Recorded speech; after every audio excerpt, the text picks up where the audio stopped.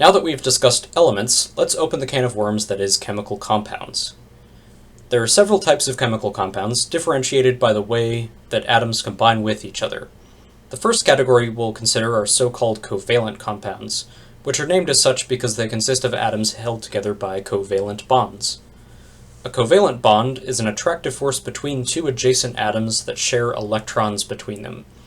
This most often occurs between atoms of non-metallic elements. The unit of matter formed when two or more atoms join together via covalent bonds is known as a molecule. Your book represents molecules visually in a few different ways. Two of the more common ones are ball and stick models, shown at the top of the screen here, where each ball represents an atom and each stick represents a covalent bond between the atoms it joins together. There are also space-filling models, which are used to represent the shape and size of a molecule at the cost of not explicitly showing the bonds. Another note on these representations, which we'll also use to introduce chemical formulas.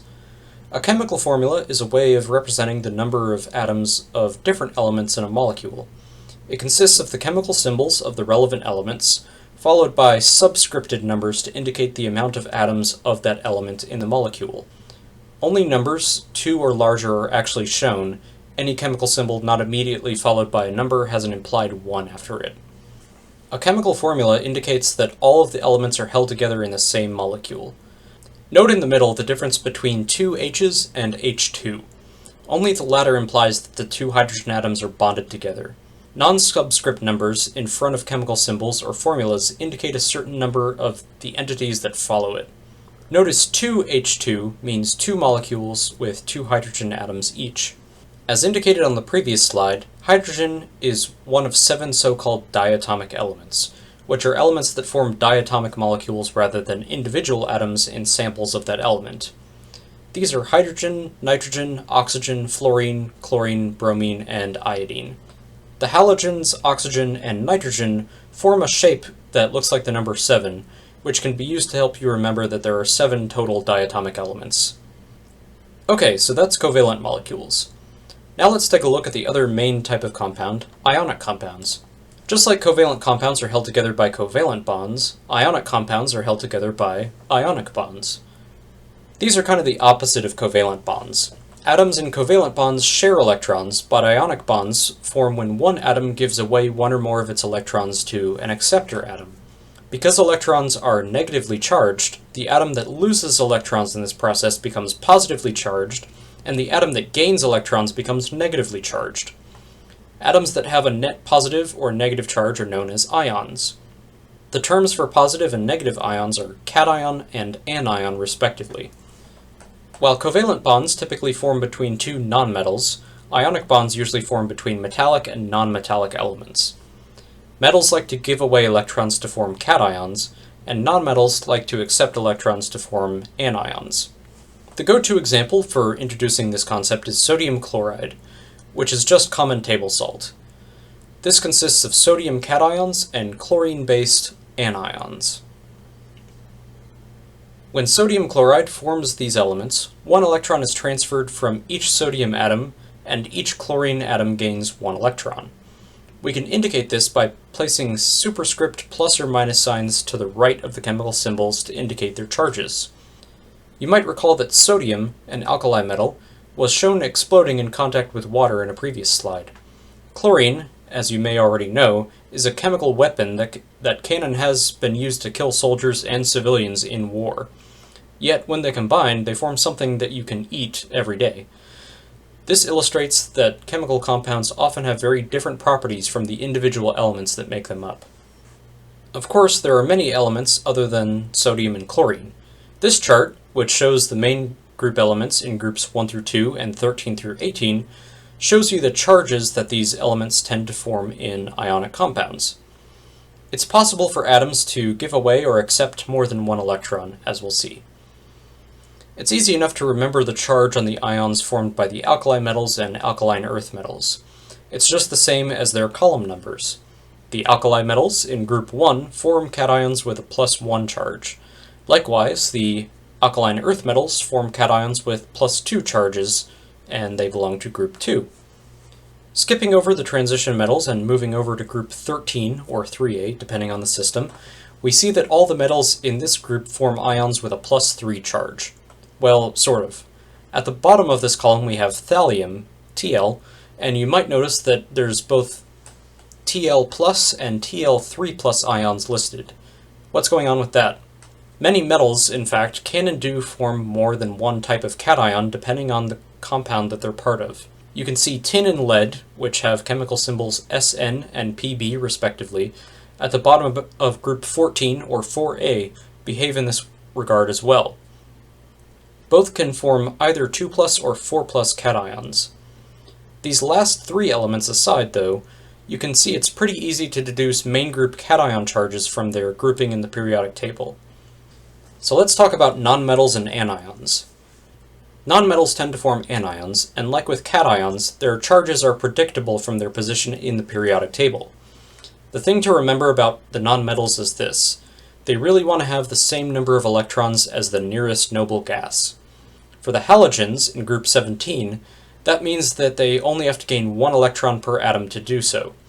As a result, they form ions with a -1 charge. Moving one place to the left, the elements in group 16 or 6a would have to gain 2 electrons for this to happen. So they form ions with a -2 charge. And the pattern continues as you move to the column to the left. Nitrogen often forms ions with a 3- charge, etc. Naming these ions is pretty straightforward. Cations really just have the same name as the element they're based on. So both a neutral sodium or Na atom and an Na+ ion are just sodium. Things are a bit trickier with anions. When a nonmetal forms an anion, we need to change its name by removing the ending and replacing it with ide, I-D-E. So Cl is a chlorine atom, but Cl- is a chloride anion. O is an oxygen atom, but O2- is an oxide ion, etc. For the most part in nature, these ions don't occur independently, but only as parts of compounds with cations and anions joined together.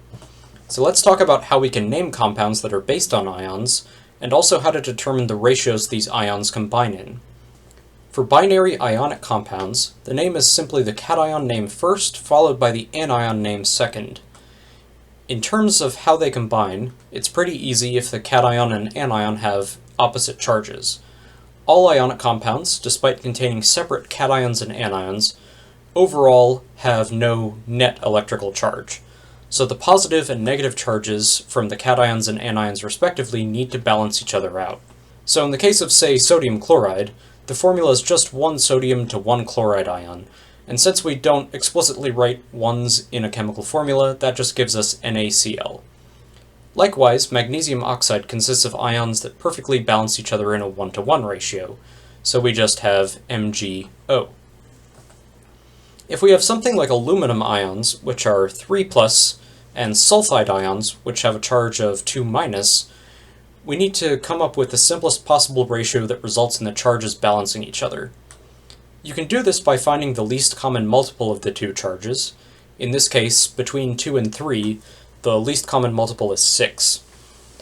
We need 2 3s to get to 6, so we need 2 aluminums, and we need 3 -2s to get to -6, so 3 sulfides. We get Al2S3. There's also the method of drop and swap. The charge on the cation gives you the number after the anion, and the charge on the anion gives you the number after the cation. You have to be careful with this method, though, because you might end up with a ratio that might need to be simplified. Remember when we saw how tin, lead, and thallium can form more than one type of cation?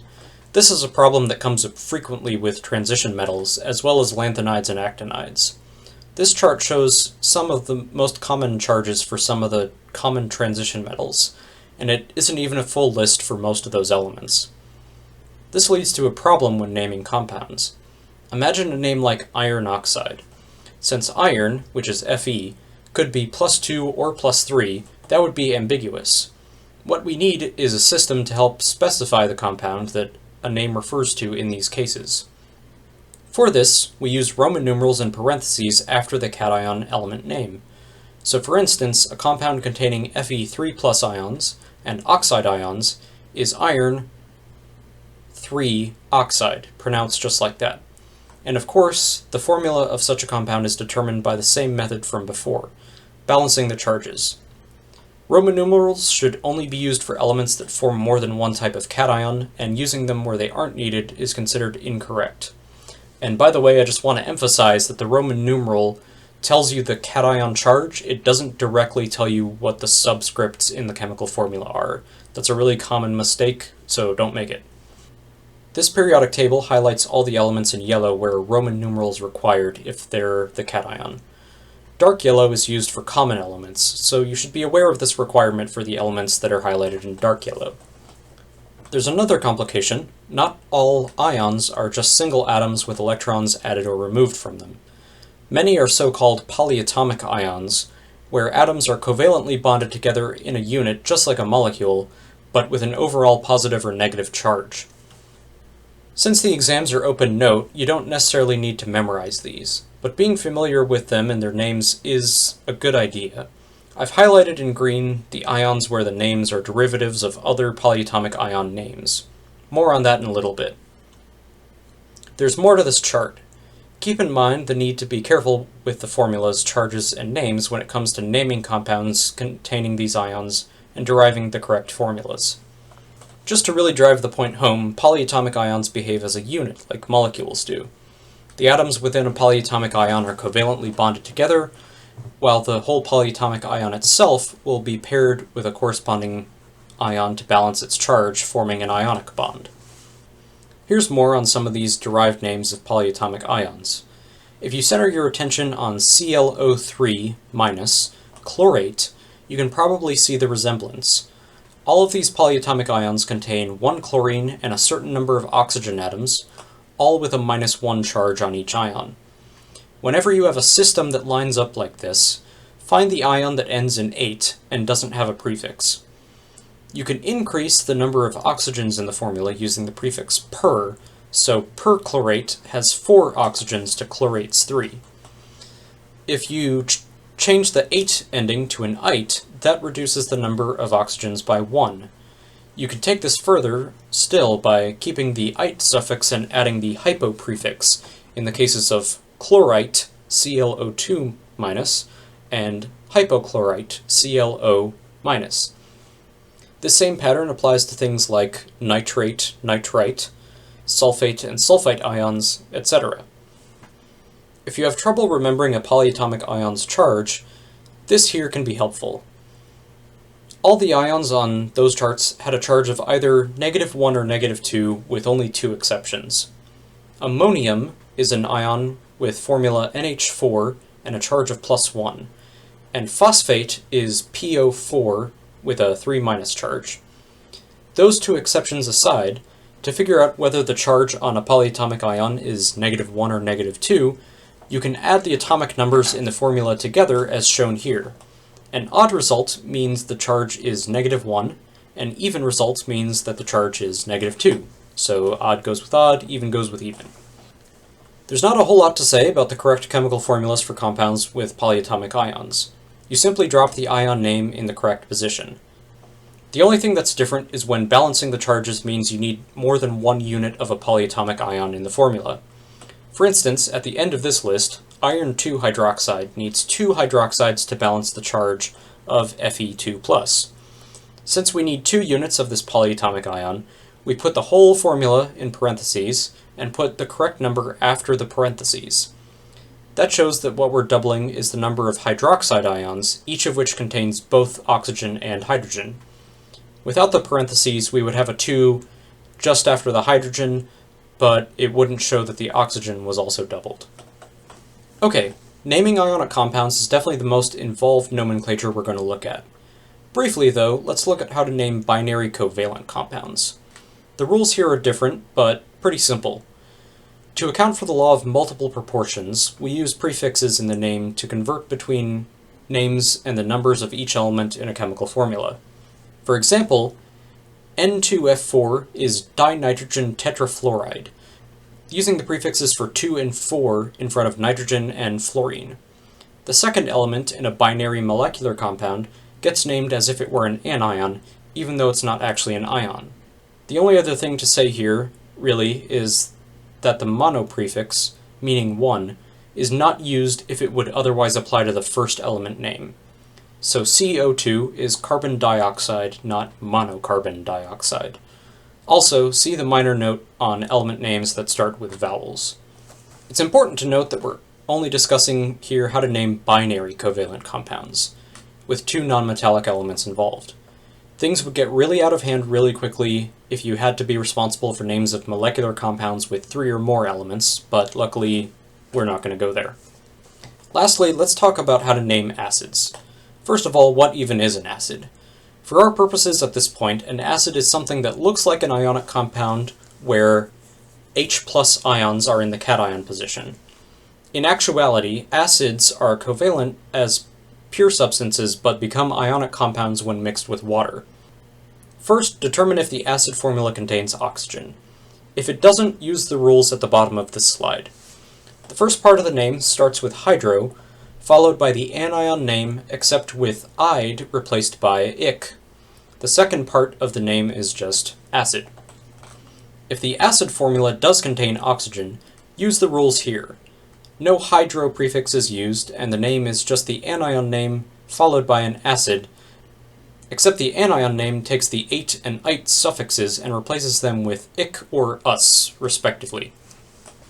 So that brings us to the end of Chapter 2. I know it's a lot of information, but I want to emphasize the importance of mastering this stuff moving forward, especially when it comes to names and correct formulas for ionic compounds and acids, including those with polyatomic ions. There are examples in your homework and on mastering, but it's honestly not a bad idea to do any problem you can find both inside and outside your book where you have to convert names to formulas or vice versa. If you can take your ability to do this for granted, it will make so much of the next few chapters so much easier. Thanks everyone, and please stay safe out there.